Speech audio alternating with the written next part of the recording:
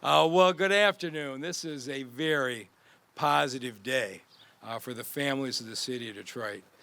As you know, Detroit has pretty much the safest drinking water in America. The Detroit Water and Sewer Department has done an outstanding job, and we are acting today to make sure we keep our water supply safe. We've seen too often in this country that after lead pipes have failed, and we have children with elevated blood lead levels, the government scrambles to replace the pipes. What we are doing today is getting ahead of that curve because we know that these lead pipes will not last forever.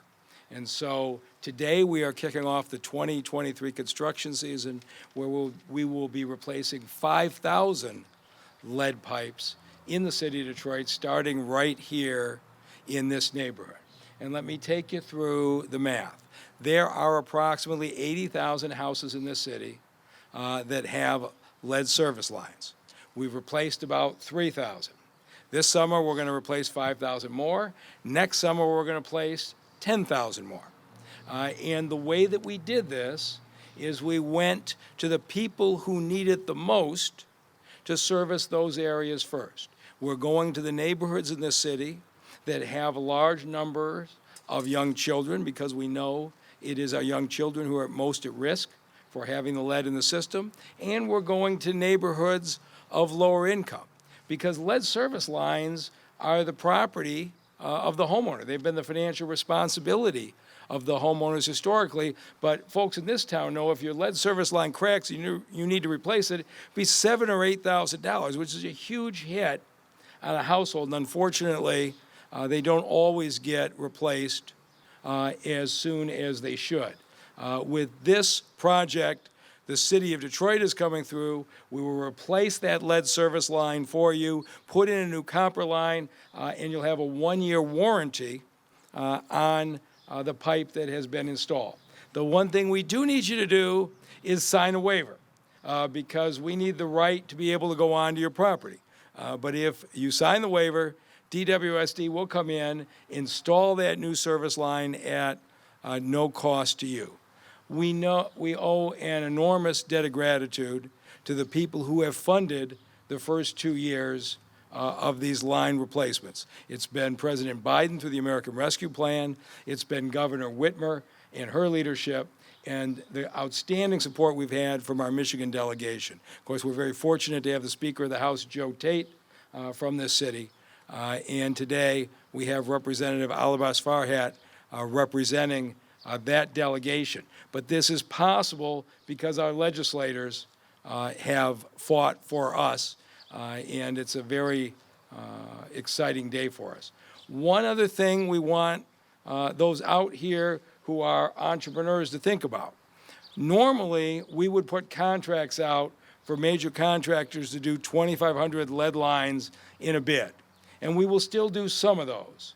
But we want to maximize the number of Detroit companies doing the work and the number of Detroiters working at these companies. And that means giving a chance for our smaller companies to learn this and grow because this process is going to go on for the next 10 or 15 years.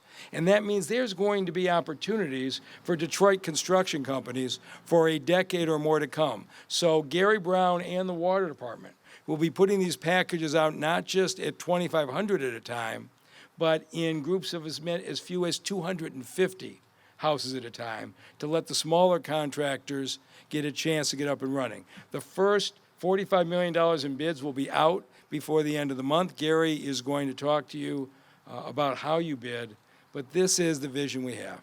Detroit companies hiring Detroiters, building a new system that will keep the water safe for our city for generations to come. And with that, I'm going to turn it over to our outstanding leader, who is very excited to be kicking off this project, DWSD Director Gary Brown. Thank you very much, Mr. Mayor, and I am excited about this project. I think it's worth saying one more time that our water at DWSD and in the city of Detroit is really best in class.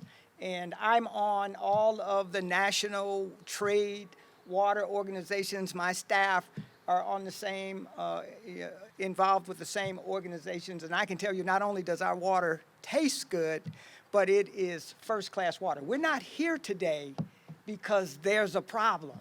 You've seen problems in New Jersey or problems in Benton Harbor where EPA has had to helicopter in and fix the problem.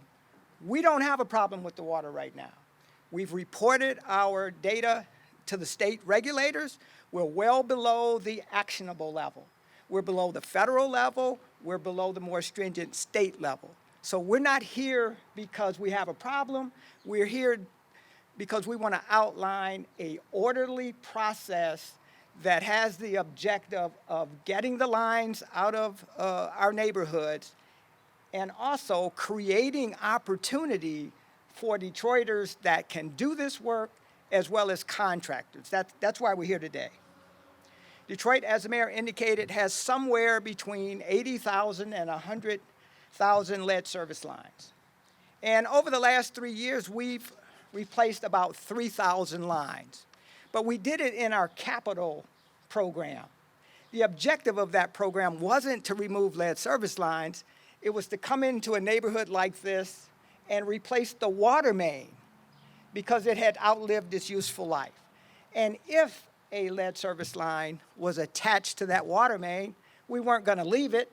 We'd pull it out and we'd put in a new copper line.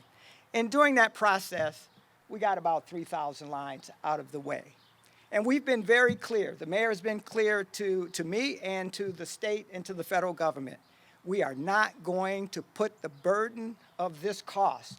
And this cost, we're talking $800 to $1 billion to finish this project. We cannot pass that cost on to ratepayers. And so we were very clear. We're capable of, and we want to go faster, but we're not going to put the cost on the backs of our hardworking Detroiters. They can't afford it. The money has to come from the federal or the state level. And now for the next 2 years, we have those dollars available, and we're ready to move forward. The question that I'm going to be asked the most, and I was at a community meeting in the far northwest side on Tuesday, is when are you going to get to my neighborhood? Why are you doing Claytown first? And it's very simple.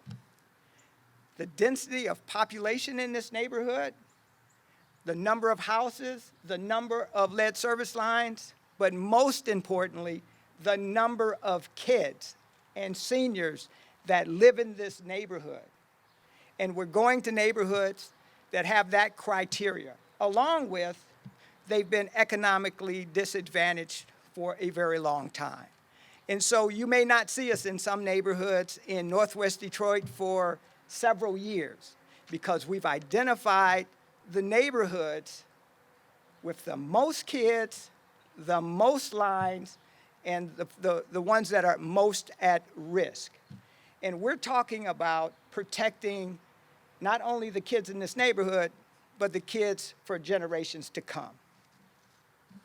Next year, every year thereafter, as the mayor indicated, we'll be doing 10,000 lines. And so we expect to do 5,000 this year, but as our contractors gain more experience, and I'm going to be asking them to work through the winter, not to stop the construction season in the winter because we're going to be working below the frost line. We may not be able to go as fast, but we will be able to work, continue to work year-round.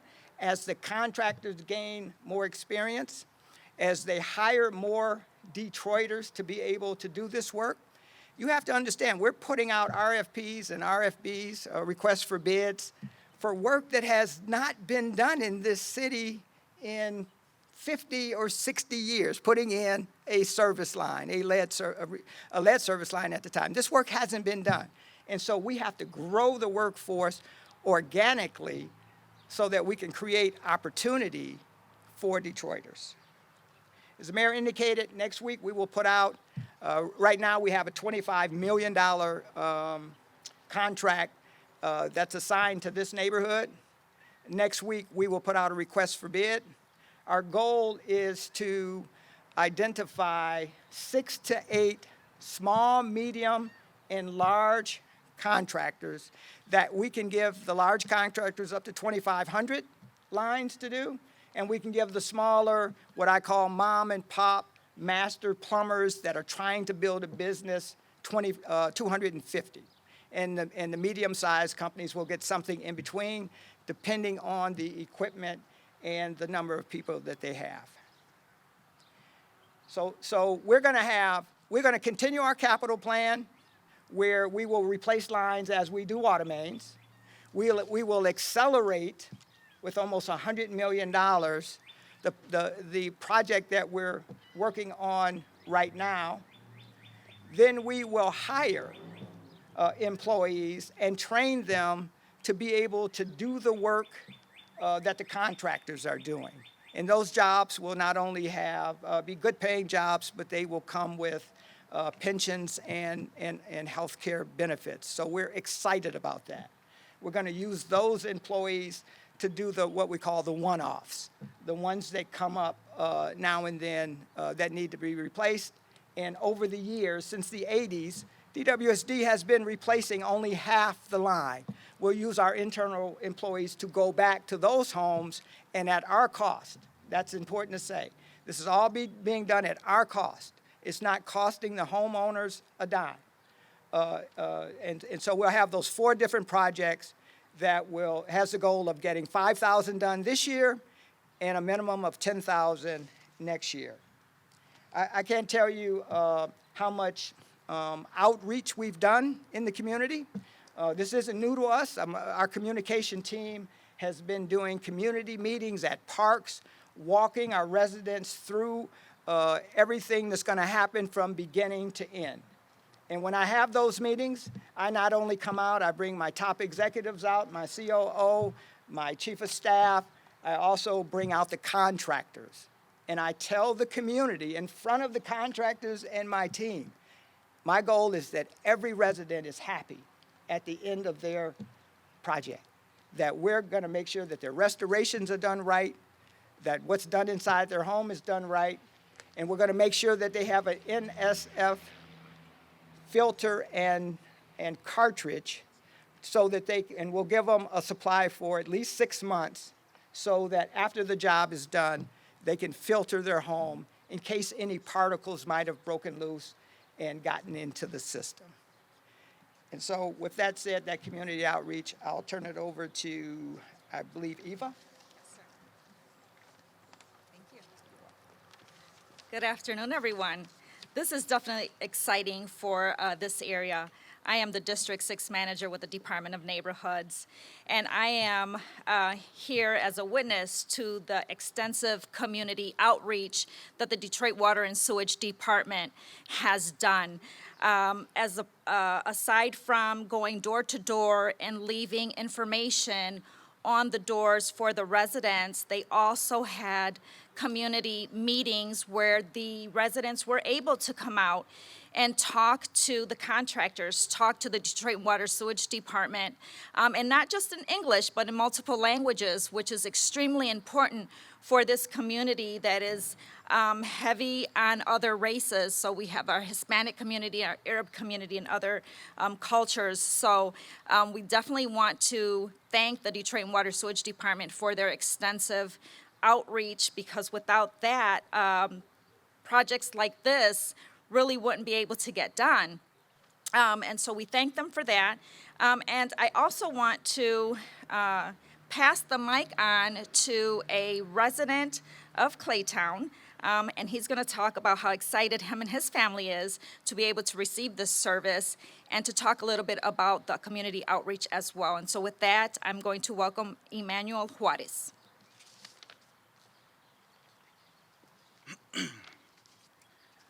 Good afternoon, everyone. As the entrepreneur, designer, curator, and contractor, I've been living on this side of McGraw for over 20 years already. First off, though, I want to thank Mayor Duggan and his administration for doing such a great job revamping the city all these years. Honestly, I catch myself wishing this was done when I was younger so I could get to enjoy it, but I'm really happy that we are where we are now. And now with DWSD replacing the lead service lines, the city, it will be huge for our health and for our seniors and future generation. I'm glad to see the community getting this help, and without it, honestly, it would have cost us like $10,000 per house. So, for us to get this free, it's a lot of help. We understand that it will be a long process, but we're ready to learn and help each other understand that with this lead issue. I'm actually still learning myself, and as a homeowner and as someone who had lead in their system before, when I was younger, it's probably the reason why I have a slight ADHD. But now that we're not being ignored and we're being helped by the city, we want to thank again the current administration and Eva for being an amazing District 6 manager.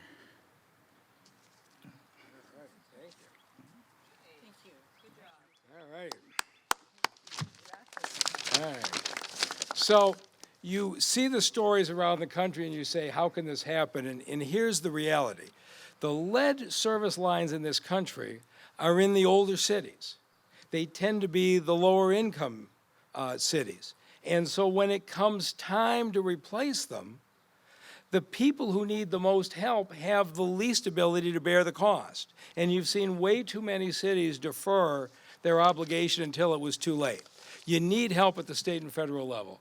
And we are so fortunate here that the 15,000 service lines we're going to do for the next 2 years is because our legislators in Lansing went to bat for us. And at this point, I want to invite two of them up, Representative Tyrone Carter, who's chair of the Detroit caucus, and Representative Alabas Farhat, representing the delegation. And I just want to say to them and all of their colleagues, thank you for this very important assistance. Come on up. Thank you, Mr. Mayor, and to this administration. What you just talked about is really true. I'm a lifelong resident of District 6. Proud to live here, raise my family here, but we've had challenges. And what he said is true. What we find out is there is lead in the lines, and how do we address that? Many people cannot afford that, so this has been a priority of the governor. It's been a priority of this mayor, and we were able to get that funding this time so that we can get it done and to see residents feel like somebody's fighting on their behalf for a clean, healthy, safe environment. So with that, I'll turn it over to my colleague, Alabas. Go ahead. Thank you, Chair. Thank you, Chair Howard. I'll just add that in this new culture that we've seen of collaboration when it comes to assisting the city of Detroit, where we have partners like the governor, the president, and the Speaker of the House and the chair of the, obviously, Detroit caucus, Tyrone Carter, all coming together and bringing these stakeholders to the table to say, how can we do right by the residents of Detroit? How can we empower them to have these small businesses? And not only that, we know we have some of the cleanest water in the state and in the nation. It's ensuring that how do we be proactive so Detroit does not become another story that we see in the news elsewhere. And I just want to thank the mayor and his leadership for doing that and highlighting what good local government looks like and bringing stakeholders to the table and doing it the right way. So thank you for that. All right. Thank you, Chair. All right, and with that, we'll take any questions. Mayor, Yes. My name is Andrea Platt. I'm with the Michigan Chronicle. What do you plan to do with the lead pipes in light of climate change? So when you're done bringing up the pipes and the service lines, what do you plan to do with them? Yeah, I don't know if you can see the machine that's behind us, but when we directional bore, they will be left in the ground. They're not going to be removed. And so we'll be pushing a new copper line through the system and leaving the lead service lines in place. Go ahead, Gary, you probably have all the answers. You mentioned that this could cost up to $1 billion to complete the project, and you also said that we have the funding available. Can you just give a breakdown of where that funding is coming from? Yeah, we got $75 million from ARPA. We received another $5 million grant from the state.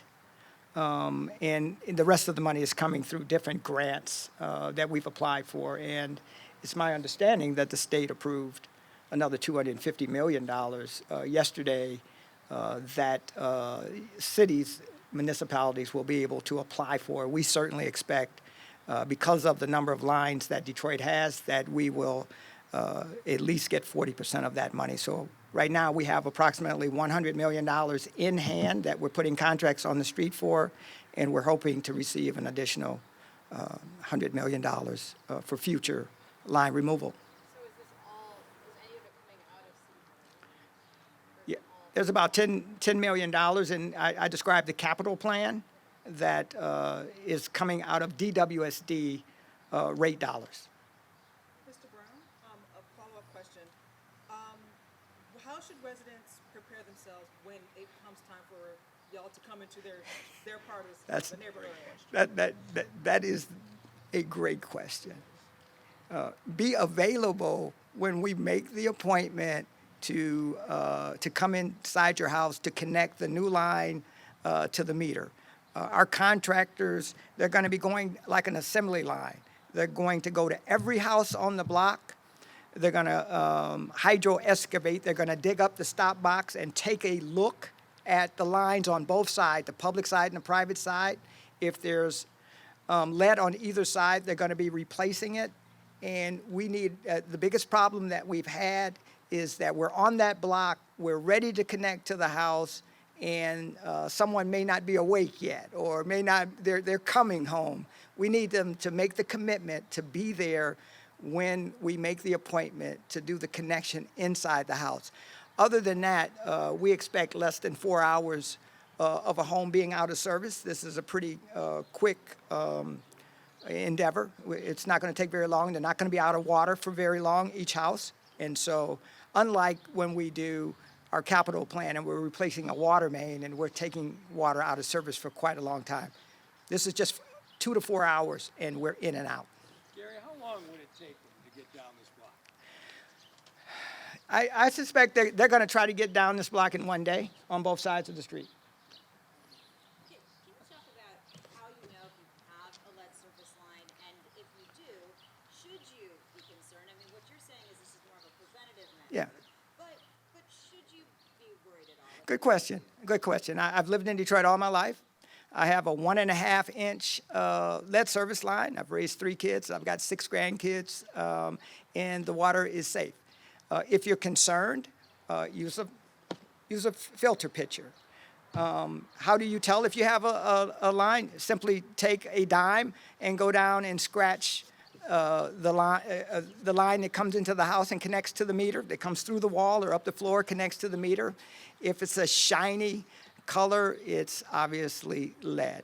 If it's copper, you can stick a magnet on it, and the magnet will stay on metal. Those are 2 ways, and we have lots of information on our website that will advise our customers how to tell whether or not they have a lead service line. And they can also, on our website, pre-sign a authorization form to allow us in, so that when we get to that neighborhood, they're already ready to go. Gary, can you clarify the 1 day? You were talking about the hydro excavation, not the replacement, right? Yeah, Brian's correct. So we got to hydro excavate in 1 day, make sure we know each house that has a line, and we'll come back the next day and make the connection. But the customer won't be out of water while we're digging up the stop box to determine. Every house won't have a lead service line. What it is in 1945, lead was outlawed. All of these homes were built prior to 1945, when lead was the material of choice for most developers. So we make the assumption that it is. But we're finding out that 60% of the houses have lead service lines and the rest are copper. So we don't have to actually do anything on those houses but do the restoration of where we dug up the stop box. Question regarding the age, Gary. You say that some of these are 80, 90 years old, these lead lines. What's the life expectancy on a copper line? I would say 50 years. Yes. Any other questions? Thank you very much. Thank you. Appreciate it.